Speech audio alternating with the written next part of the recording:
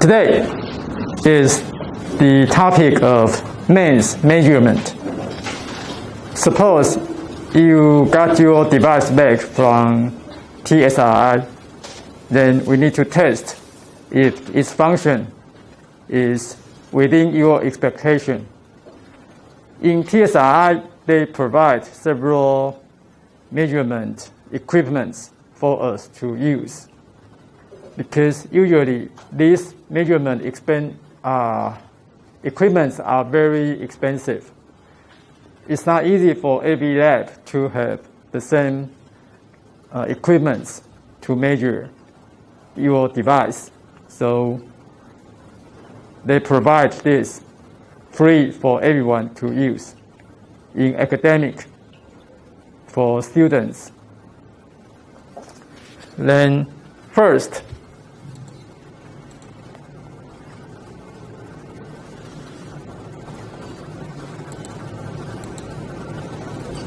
is the white light interferometer. Second one is the vibration analyzer. Third one is a laser Doppler vibrometer. Then we have SEM. You don't need to turn it, just focus on here.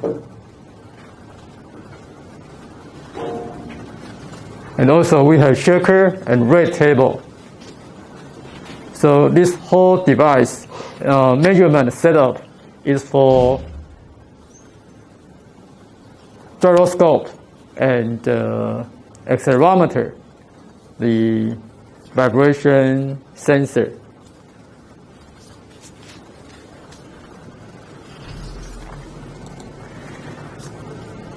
Become a member first, then submit your design. After that, we can go to the TSI website to reserve to use these measurement equipments.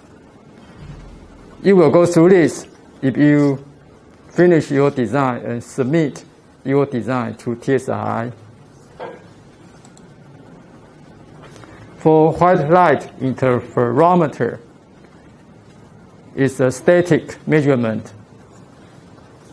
What I mean by static means we don't drive your device. We just want to know if the dimension the same as your design.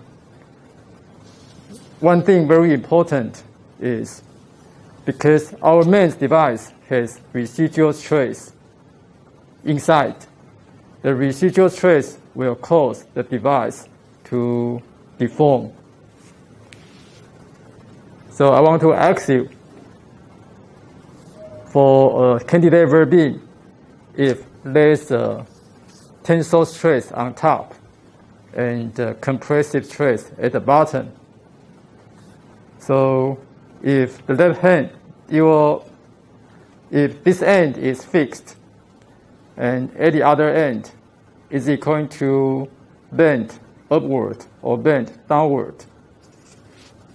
Top surface tension, bottom surface compression.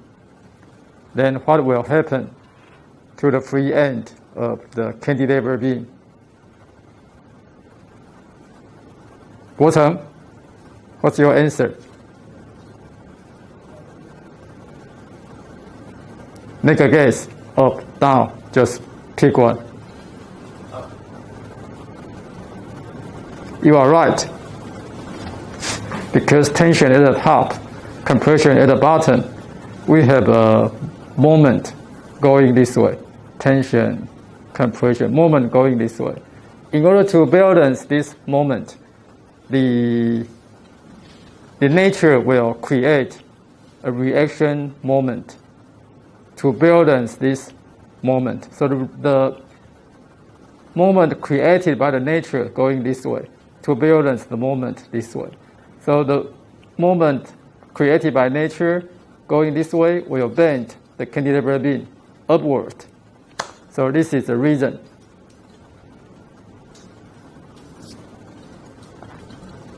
Okay, could you repeat my explanation? So, in order to balance the stress,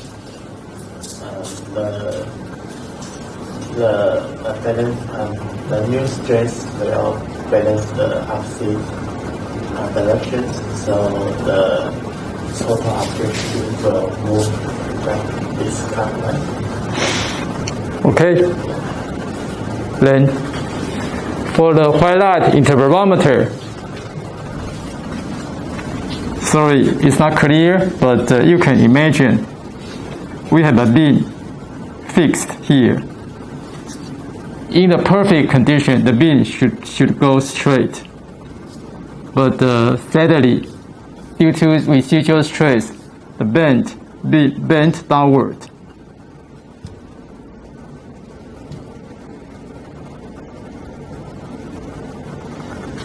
The beam bent downward. So we can use this white light interferometer. We can draw a line along the beam length direction, and the white light interferometer will give you the result, the bending shape of the cantilever beam. So it's very useful for you to know what happened to the device you just fabricated.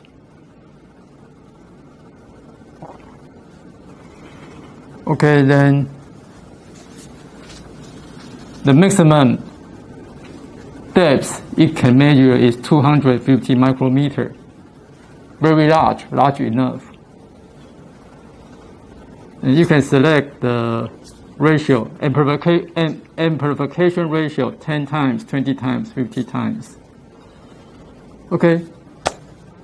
If you keep doing this, someday you will go to NCHU, to the MEMS measurement lab, to use it. So happy and excited. Look forward to it. Another case is a coin, a euro coin, euro money. So they take the coin and put it under the white light interferometer and measure the surface contour of the coin. So this is what they got.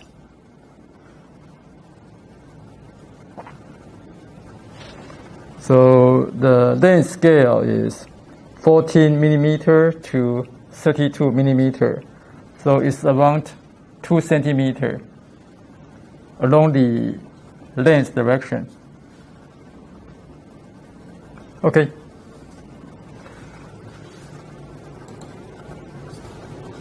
So this is the step. Another example is the coil.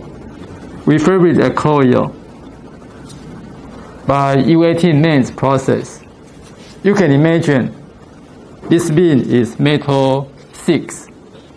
Metal 6 go down, then use metal 6, via 5, metal 5, via 4, metal 4, via 3, metal 3, via 2, metal 1. Sorry, it should be metal 6, 5, 4, 3, 2, 1. So if metal 1 is this one, and go to the top, this is metal 6. Then just go around metal 6, metal 6, metal 6, metal 6. Then go down again. We may go through metal 5 or metal 4 to go out. So we can pass current through this coil. So the coil, so what kind of electronic device component is this? Inductors. Yes, this is a MEMS inductor. So we can create inductor by MEMS. And the advantage of MEMS inductor is there's no parasitic effects due to the substrate. There's a space between the MEMS inductor and the substrate. So no parasitic. So we can avoid the energy loss due to the substrate. So it's a good thing for mains inductor. Okay, then we could use the white light interferometer to measure this contour of this inductor. You can follow this coil, gap, coil, gap, coil, gap. And this center hole, there's a hole here. Okay, so it's a very good device for us to use. This is the cantilever beam deflection.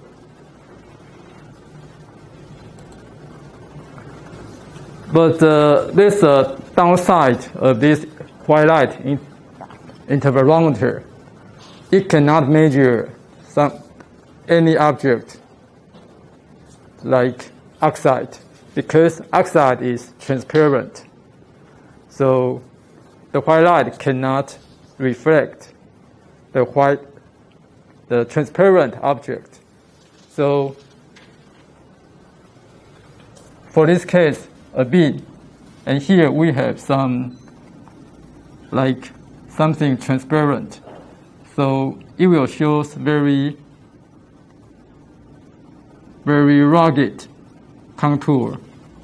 So keep in mind, white light interferometer will go through the oxide. For our U18 mains device, we have metal oxide. So if you have metal 1, 2, 3 only, without metal 4, 5, 6, then the white light will penetrate the oxide and hit the metal, then comes back. So you just cannot tell the oxide. So keep this in mind.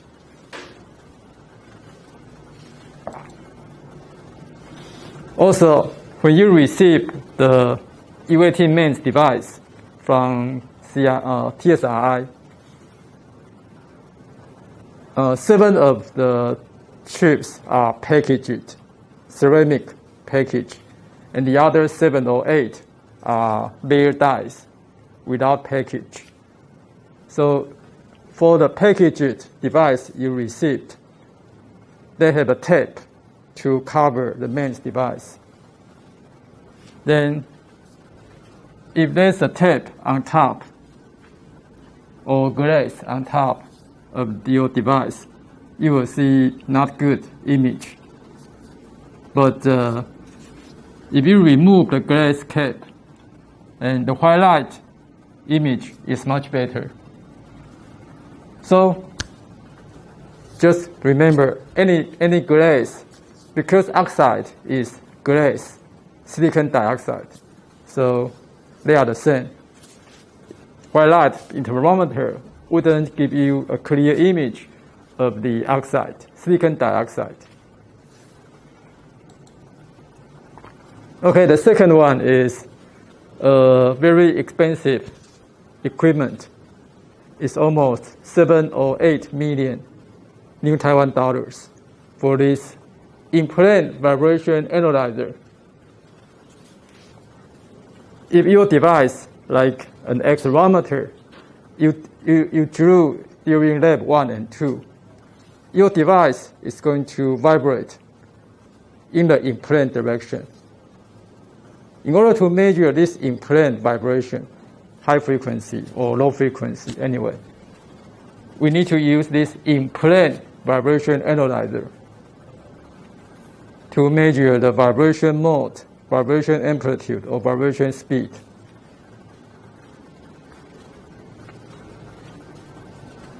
And it has to be periodic motion.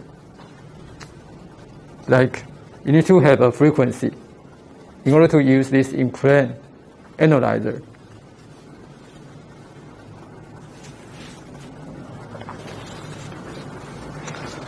And if you want to have input voltage to drive your device, we need to use the packaged device with the PCB board. You need to put your device on a PCB board. Then wire go to the PCB board, then go into the mains device. For this in-plane vibration analyzer to analyze your device in motion.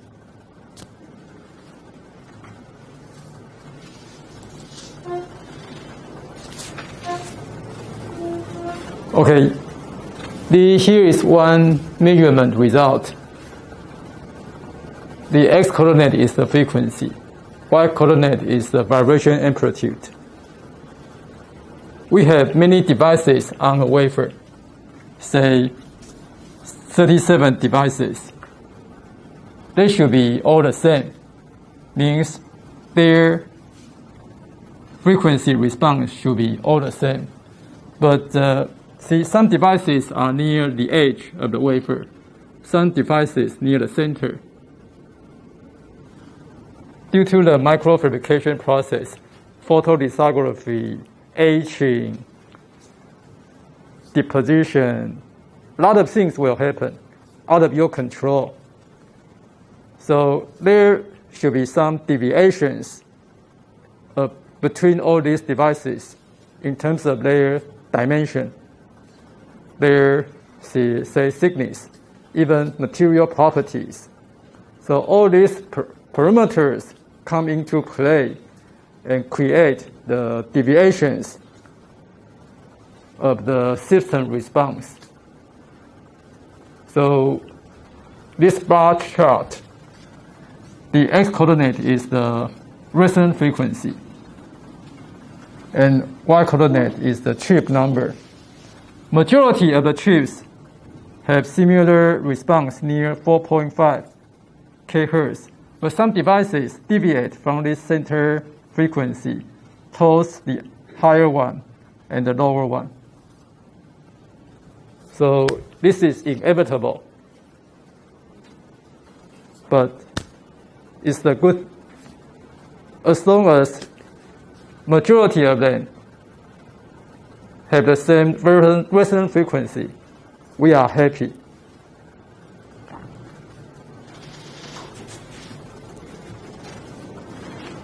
Again, why do we have performance variations between all these devices on a wafer?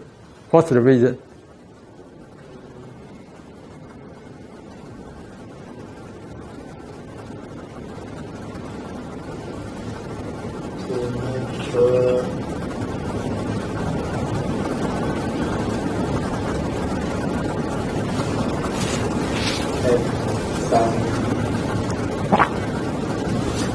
Okay, then I'll ask another one.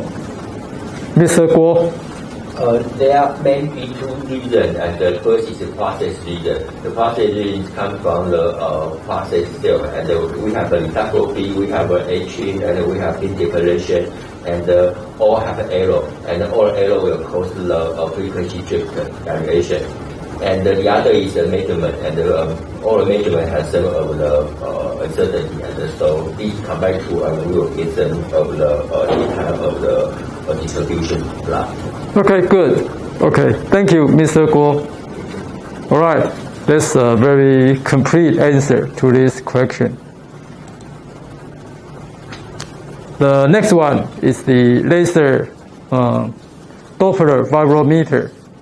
This device can be used to measure the out-of-plane vibration of your device. Remember, the previous one measured the in-plane vibration, and this laser vibrometer measures the out-of-plane vibration of your device.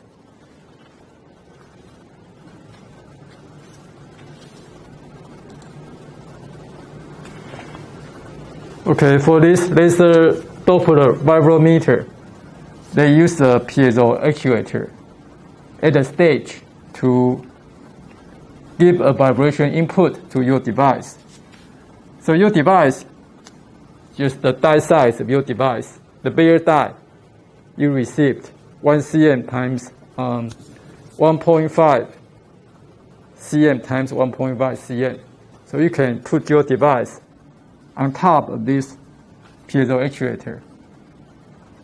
the maximum frequency can go as high as 300 kHz.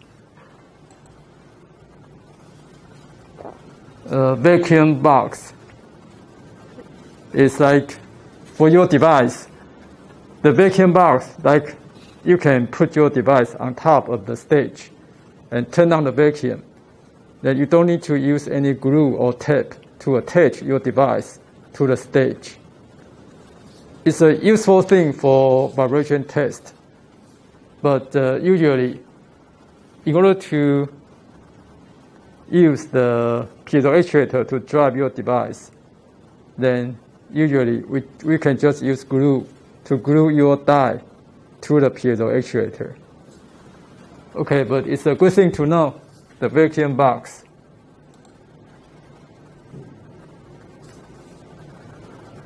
And so I just mentioned a vacuum chuck, CHUCK, to suck your device on the stage. But sorry, here the vacuum box means a chamber.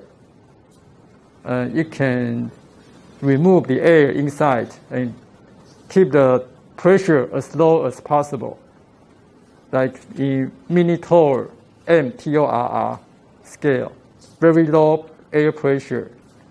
This way we can probably remove the damping effect during vibration test.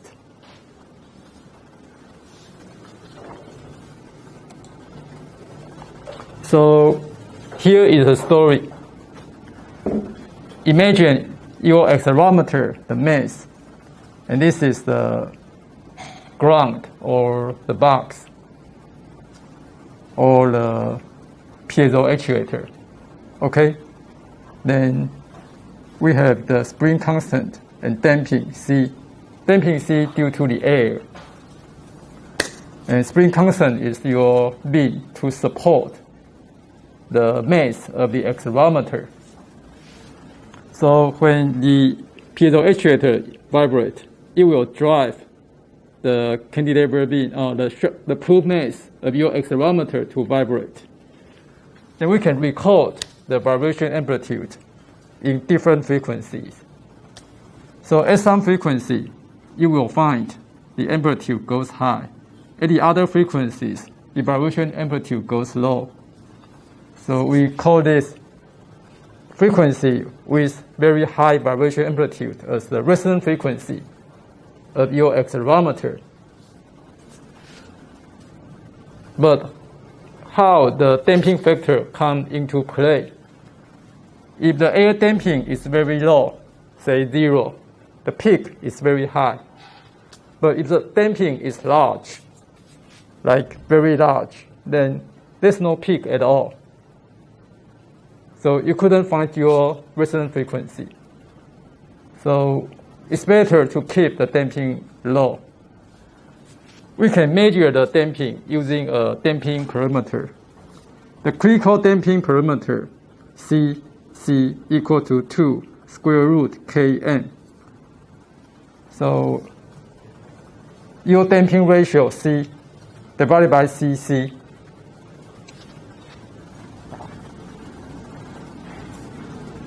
And we have a parameter zeta. If zeta equal to 1, the response look like this. If zeta smaller than 1, gradually you will see a peak. Like if zeta goes to 0.7, 0.7 of zeta is the boundary. If zeta lower than 0.7, gradually you will see a peak. If zeta larger than 0.7, you couldn't find any peak. So zeta is the important parameter for you to consider if your damping is too large or too small. Okay, so the vacuum box is for you to keep the air pressure, air damping low, easier for you to measure your device. Any question about this? Any question?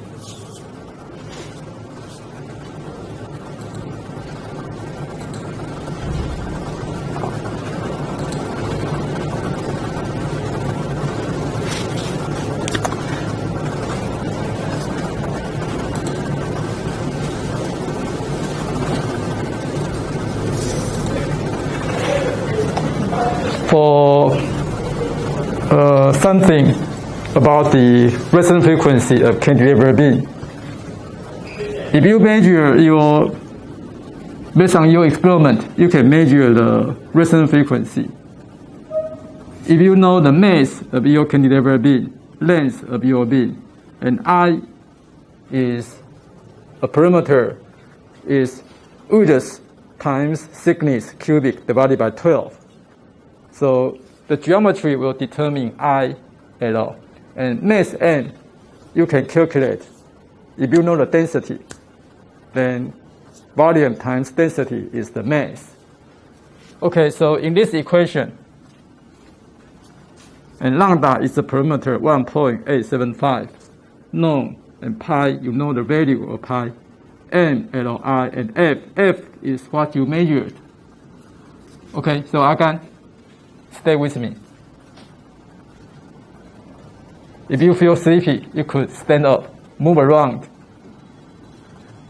Because sit and now it's 1-2 p.m.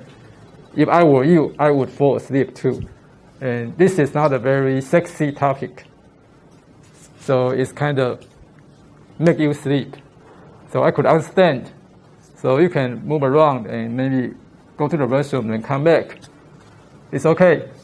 Okay, if f is what you measure based on your experiment, L, I, geometry, n, you can calculate. Lambda is a perimeter 1.875.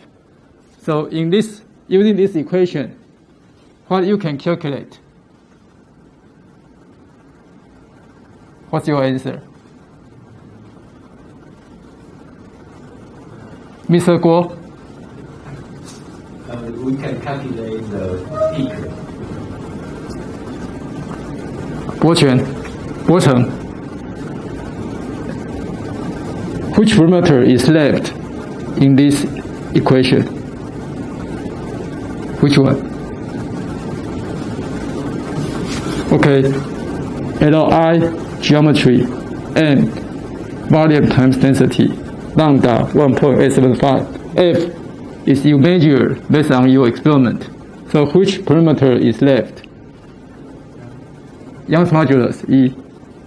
So you can use this equation to determine the Young's modulus of the material.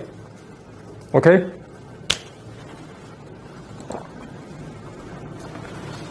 So some guy just fabricated a lot of cantilevers.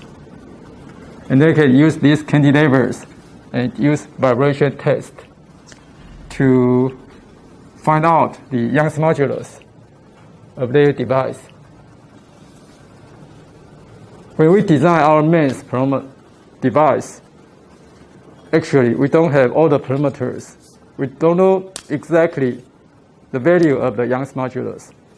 We can just determine the geometry by drawing the layout. That's what we can do. So we have no information, but we can check out the papers or some manual. They will give you some numbers of the Young's modulus density, but they are not correct because those parameters, Young's modulus density, depends on the fabrication steps, your fabrication equipment. Today, they create something with 1.6 gigapart Young's modulus. But tomorrow, you use the same equipment, the same parameters, but it comes out with a different Young's modulus. So a lot of things is out of your control. So that's why after you get your device, you might get a Young's modulus totally different from what in your mind when you design this device. But they should be close. But how close, we don't know exactly. Okay?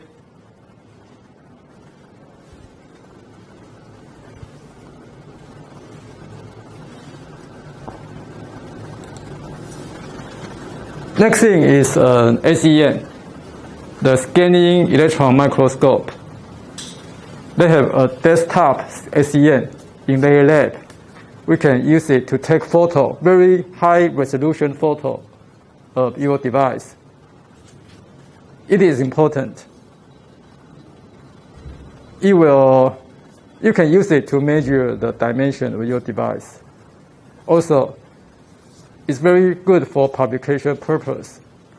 A very beautiful photo probably will guarantee you a better chance to get your paper published, okay, compared to a lowest resolution photo. So SEM, very good tool. But for SEM to work, we should have metal surface. Then they have a device to deposit gold on top of your structure. Then it will give you very high quality SEM photo.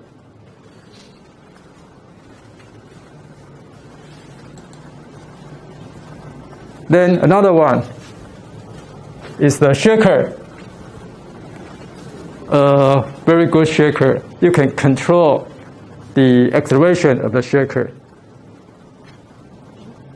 So it's very good for us to test our device under different acceleration level.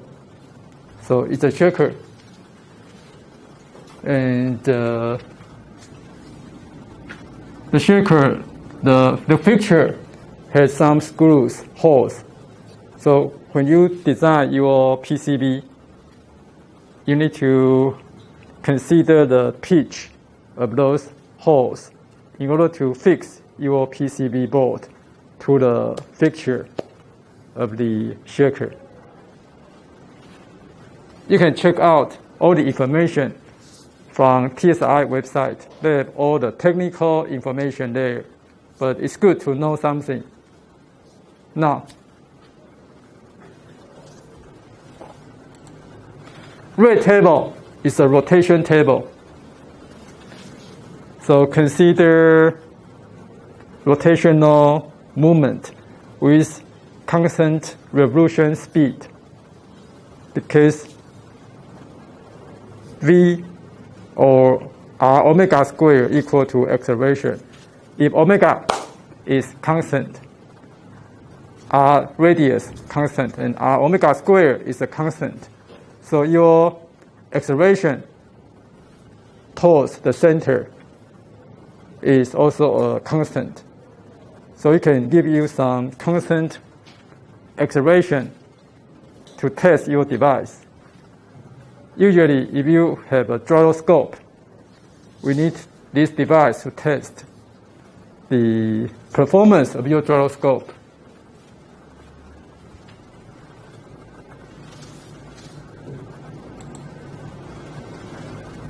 And one thing I need to measure is, if you put your gyroscope on the rate table, you have wire output.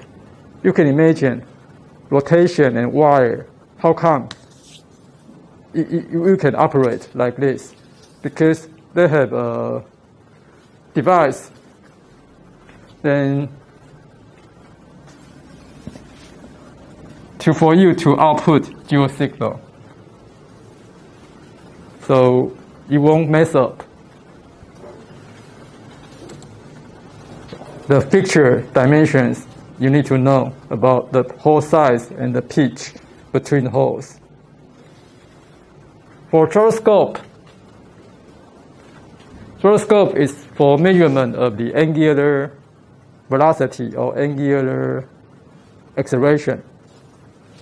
In order to measure it, usually main gyroscope, we use this Coriolis force. Coriolis force is, say, if the rate table rotate clockwise, so clockwise rotation, then the direction of the clockwise rotation is go inside. So this is the direction of the rotation, angular velocity. So omega cross velocity. If you drive your device this way. So omega cross velocity, finger direction omega, then right hand rule by cross, omega cross V. So the direction of the sum is the Coriolis force. So the Coriolis force will drive your device this way. And force, if you know the K of the spring, you can measure the displacement. K times displacement is the force. And this force is this one. If you know the mass, you know the driving velocity, you can calculate the angular velocity. So this is a principle for your gyroscope to work. You will use this equation to calculate the angular velocity of the environment.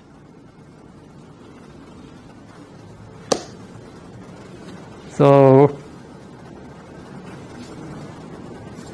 Bo-Cheng, do you know how we use this equation to measure the rotational velocity? Do you understand?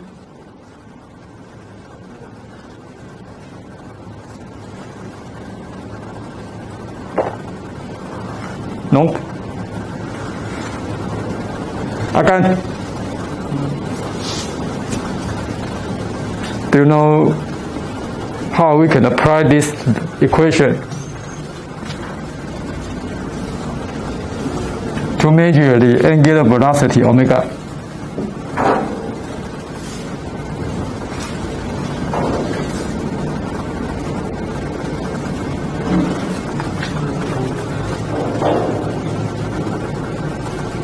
Okay, anyway, let's have 10 minutes break.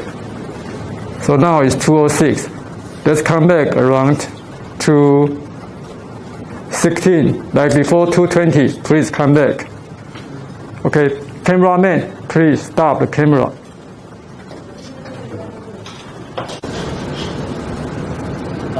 Yes.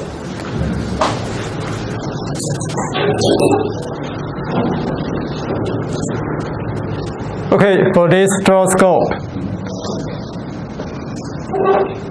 we have oscilloscope to take the output. So let's skip.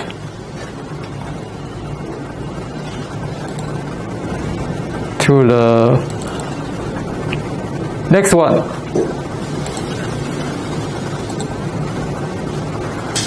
Then the sensing circuit. No matter what, you need to have the output. The output could be voltage, could be frequency. Then the circuit is very important. So that's why we need the electrical engineer to design the integrated circuit for the sensor.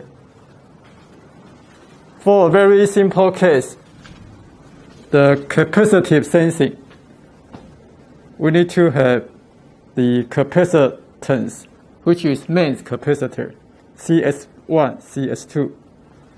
Then we have current, capacitance to voltage output. We have this amplifier to get output voltage VO. Then V1, V2, supply voltage.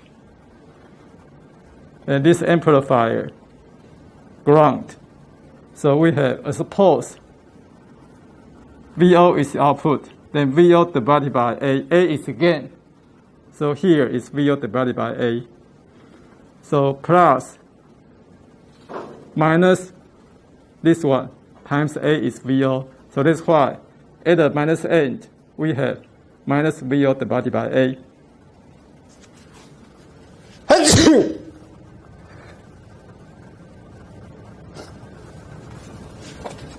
Okay, comes back. So V1, suppose this point is V1, this point is V2. So the voltage difference between this capacitor is V1 plus VO plus divided by A. The voltage between this capacitor is V2 plus VO minus divided by A because we have minus sign here. And suppose we have some kind of frequency. So C, C, C, C, we have current goes through and R. Suppose the current goes through this R is slow, so we can ignore R. Then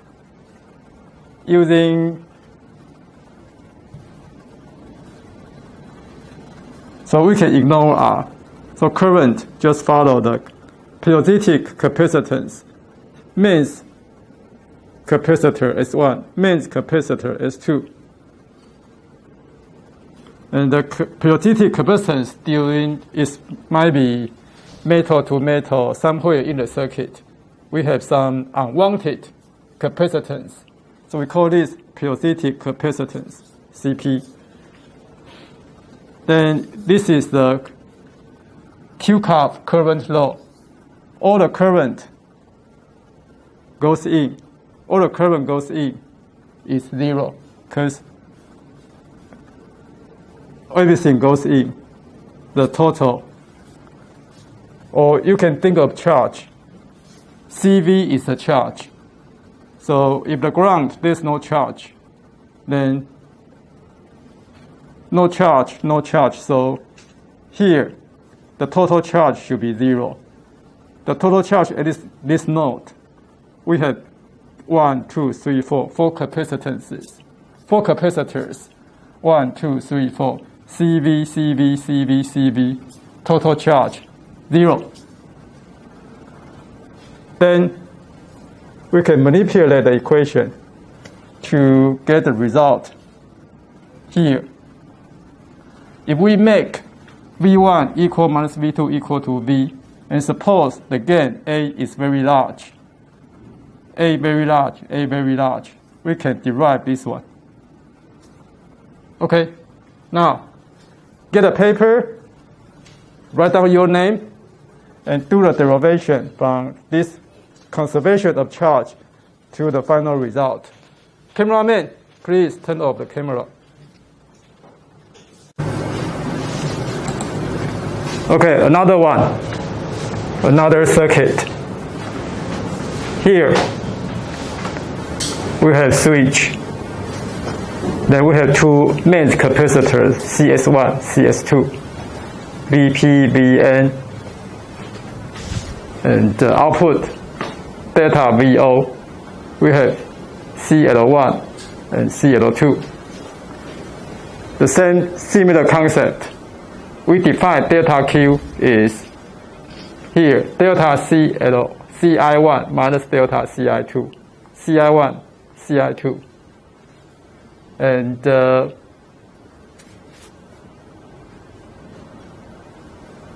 delta VS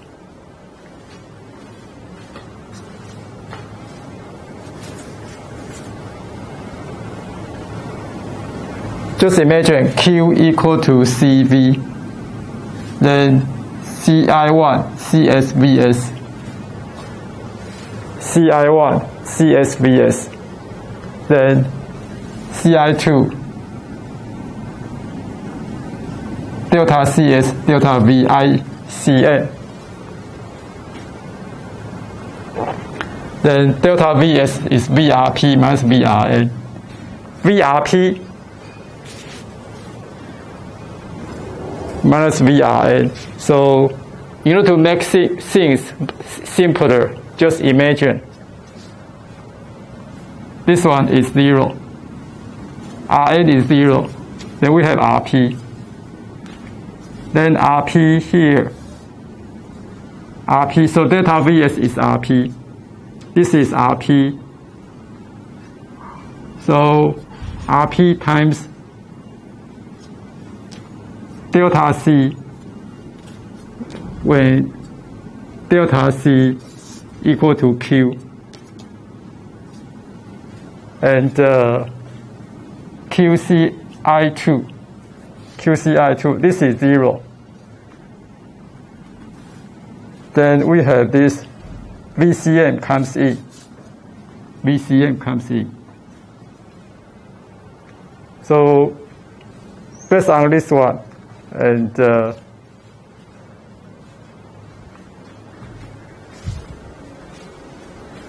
now do VIP and VIN. VIO equal to this one divided by C1.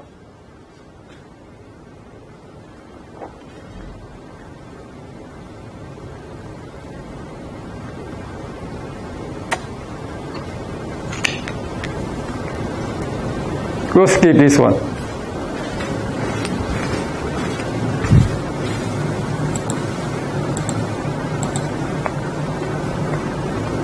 Let's come to this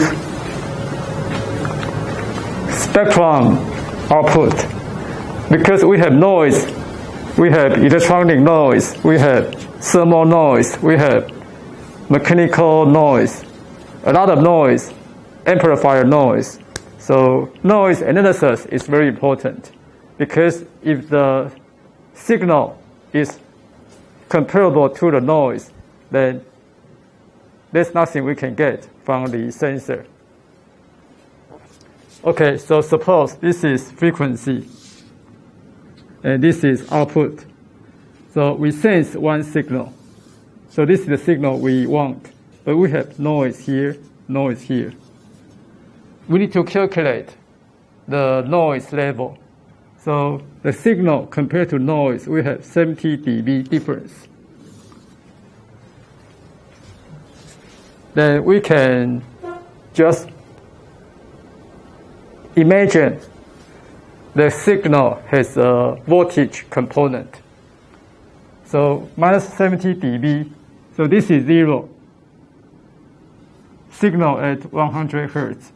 We have 0 dB, then lower 70 dB, so we have minus 70 dB. Imagine this noise is a voltage signal. So voltage square, take log times 20 equal to dB value.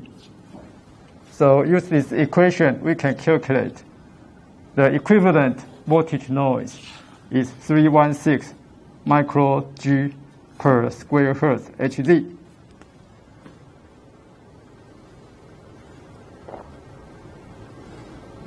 So this is one way to calculate signal as a voltage.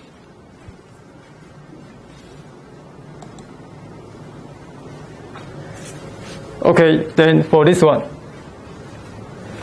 So this is the output noise voltage we just calculated from the spectrum. And we have the sensitivity of the circuit. Sensitivity. So this is the output divided by this sensitivity, 180 millivolt per femtofaraday. We can get the input voltage. The input revert noise. We can get this value. Then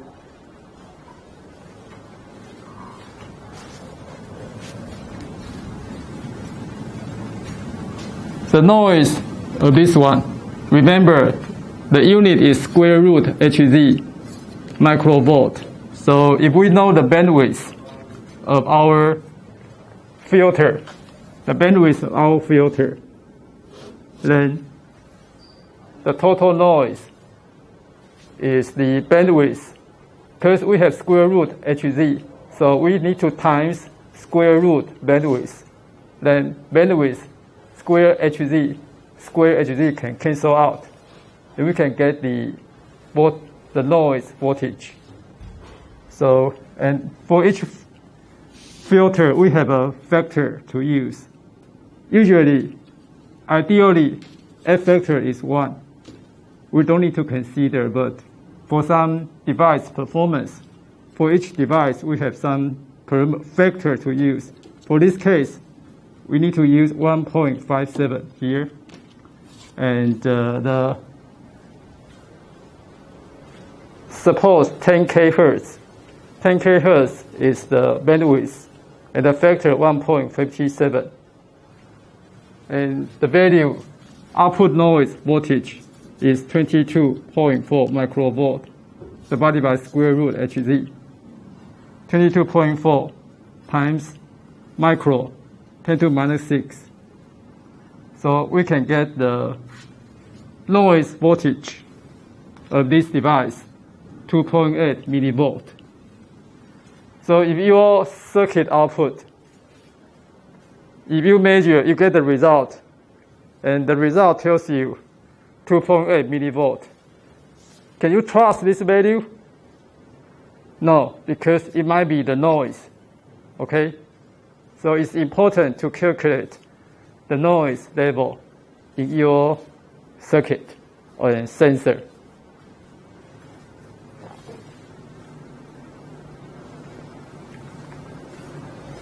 Like for this case, there's no acceleration input to your device. You just take your device and measure its output signal. You will get some deviation from. So the deviation is the noise, 2.8 millivolt.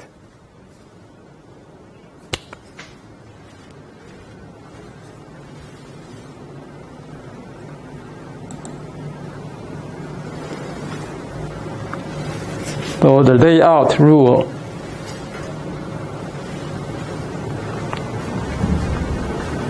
So we have mains device. The mains device here. So this is a mains device. And we have the circuit all around.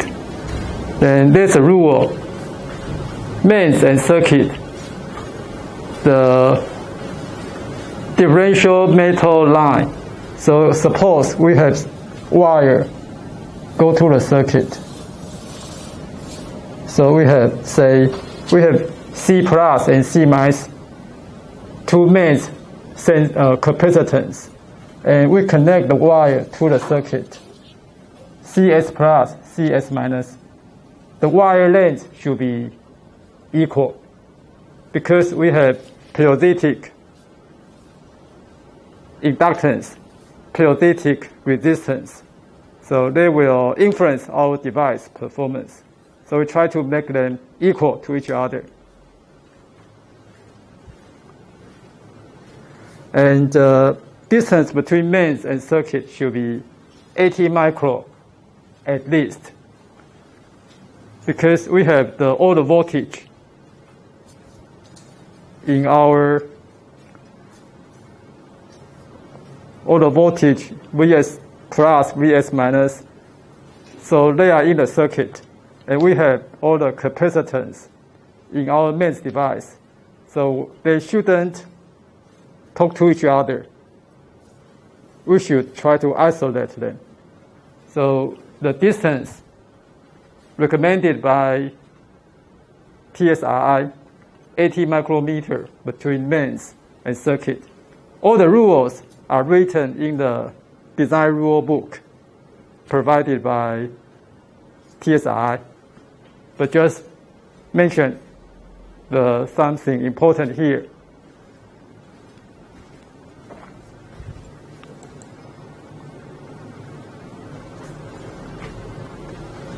And as an electrical engineer, each spice is their 3 meals each day. So we need to use each spice, the model to each spice model to model our CS1, CS2, the mains capacitance. We have equivalent circuit model. So each spice to simulate the circuit and mains together. But for mechanical engineer, we need to know the resonance frequency. We use the finite element software, not the HSpice, to calculate the resonance frequency, the displacement, and the capacitance change. We have the electromagnetic solver to solve the relation between position and capacitance. So we use finite element to do the structure design, to calculate the swing constant, the force. So 2 different fields, and we just combine them together to create our CMOS MEMS sensor. So it's a very interesting design topic. So the initial capacitance based on our mechanical engineer design 342 femtofaraday. And that's delta C, the variation of the capacitance. We need to give electrical engineer these informations. And then they can use HSPICE to simulate the circuit output. So mechanical, electrical, then CMOS MEMS.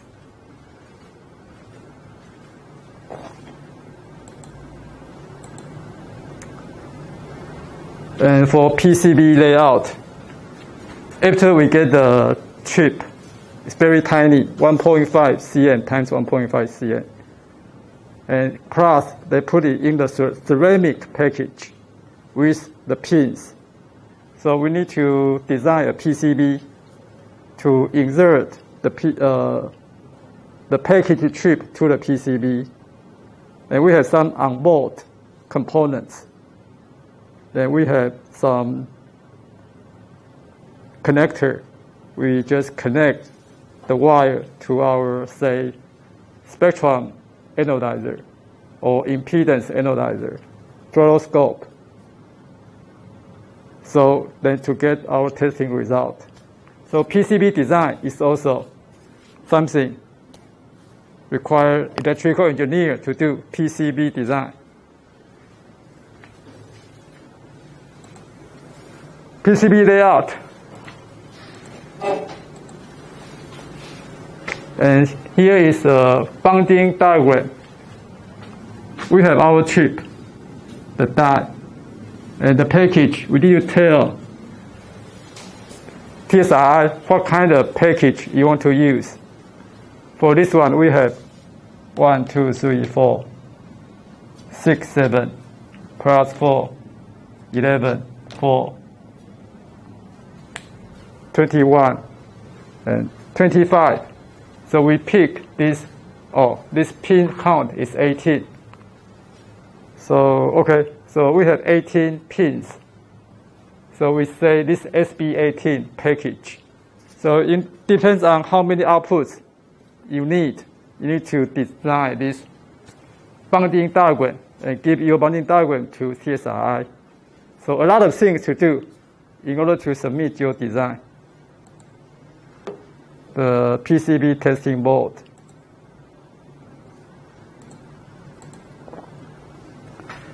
So some interface calculation.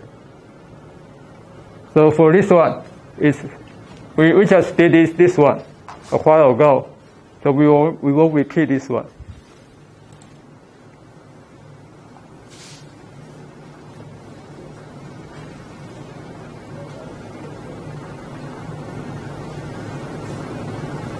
Okay, for this case,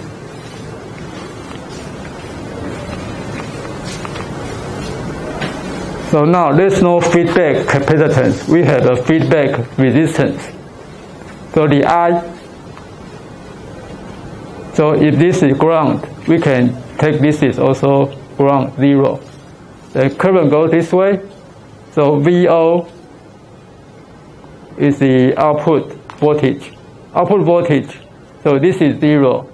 So R times I is the, suppose this is 0, this should be plus. So plus, you can go this way. But anyway, they use a minus sign here. We just follow it, put minus. So I is the total charge divided by time. The total charge is, so now we don't consider parasitic capacitance. We just consider 2 capacitors. And the total charge is voltage times capacitance. Voltage times capacitance. voltage times capacitance, voltage times capacitance. Total charge divided by time is the current. So if we take V2 equal to minus V1 equal to V, we can convert this one into this one, okay? Then, say if V2 equal minus V1 equal to V cosine omega t, AC signal, we can apply this one into this one to get this result. And in this design, suppose dc dt, the motion of the EO accelerometer will cause the capacitance deviation if this rate is slow compared to the capacitance value. So we can ignore this one, just keep this one. Then eventually you can get this result. Any question? Any? Okay, so follow the derivation and use the same paper. Write down your derivation for this case. Cameraman, please.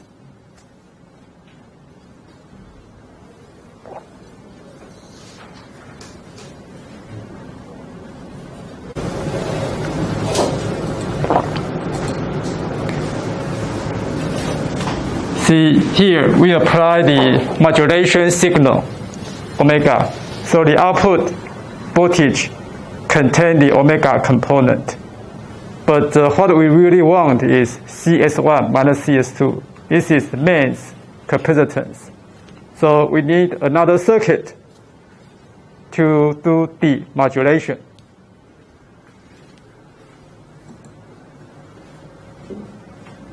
Okay, so see the output.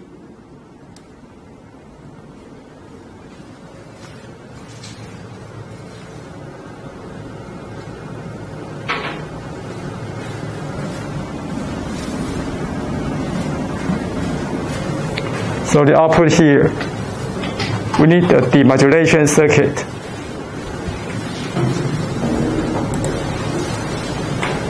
So here is the output you got from this circuit.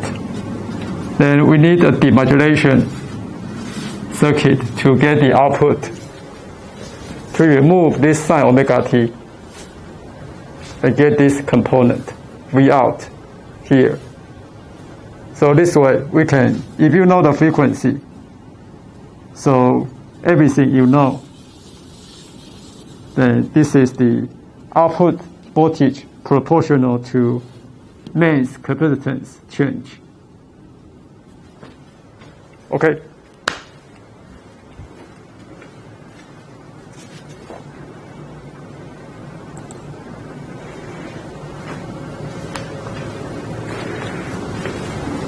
Then this feedback comes back directly to this end. We have periodic capacitance. For this case, the same current Cp CS1 CS2 times, so suppose we have V plus here. So V plus times C, V times C is Q. Q divided by time is the current, the total current. So this is the total current.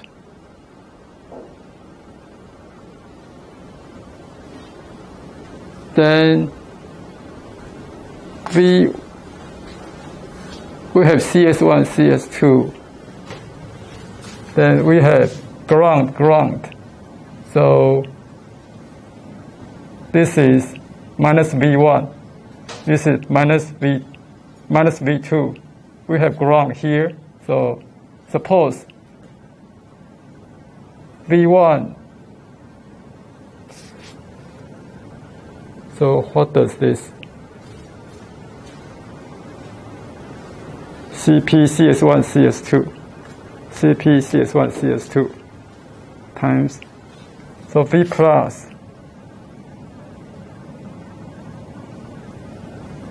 So we should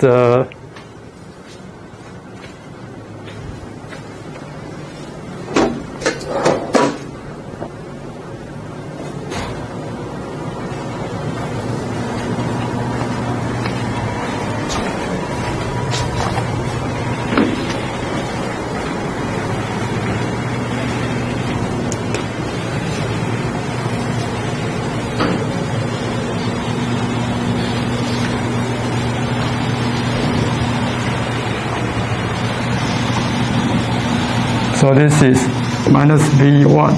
So this is ground. This is ground. This is minus V2. So this is V plus. So V plus here. So we can use V plus minus V1 times CS1 plus V plus minus V2 plus V2 CS2. Then this is 0 and plus V plus minus 0 times CP equals 0.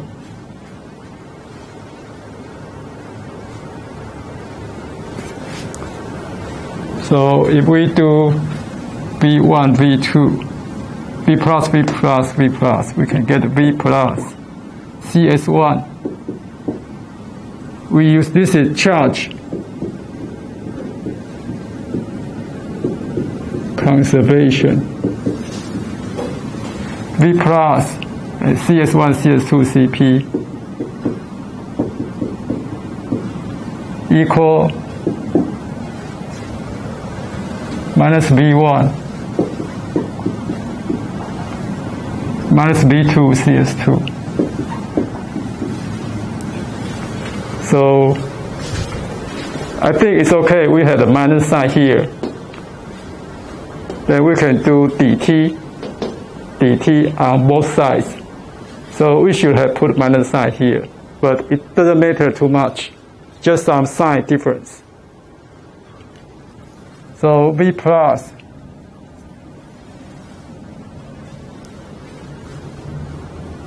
VO, because VO connect to this end, and V plus, we can assume V plus equal to this, equal to VO. So V plus equal to VO.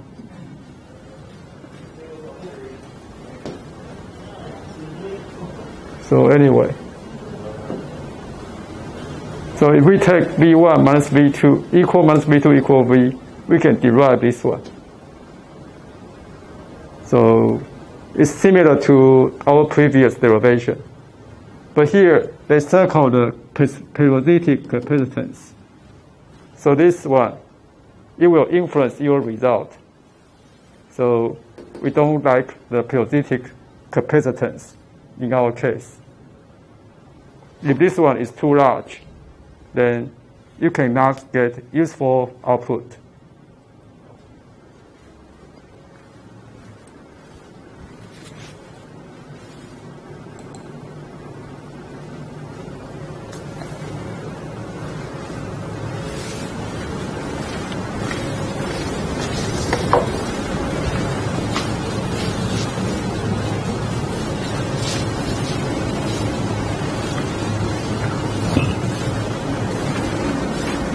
So you derive this one, like 1 hour ago, you have done this one. So in this case, the CP disappear.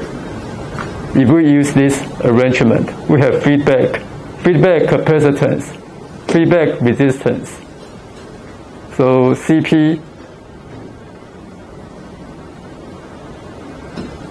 eventually it drop out.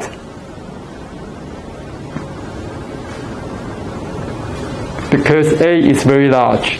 A is very large. So if A is very large, this term disappear. A is very large, this term disappear. So that's why we can remove CP by using this feedback circuit. So feedback is very good.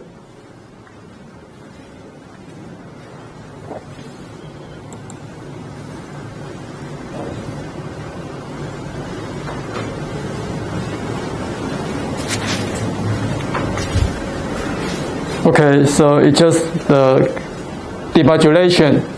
So before demodulation, we have a signal like this. After demodulation, the signal is clean. So we can get the output variation. Otherwise, it just goes high and low, high and low, high and low. So that's why we did demodulation.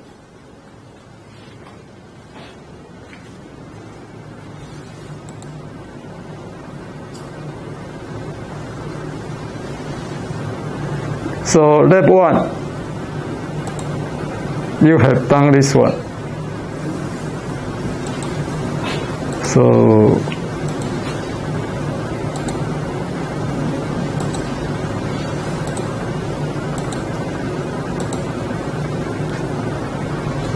So these are some steps. We use the circuit, sensing circuit provided by TSRI, and import the sensing circuit to integrate with your mains accelerometer. So you just follow the steps here. Because all this practice, they have 2 weeks course in TSRI. So probably some of you will go there for 2 weeks to learn all this practice, all these lessons in CSRI. So just some manual for you to follow. Design rule check. And this is LVS check is mains and circuit. We put them together to check if there's any error. LVS check. LVS.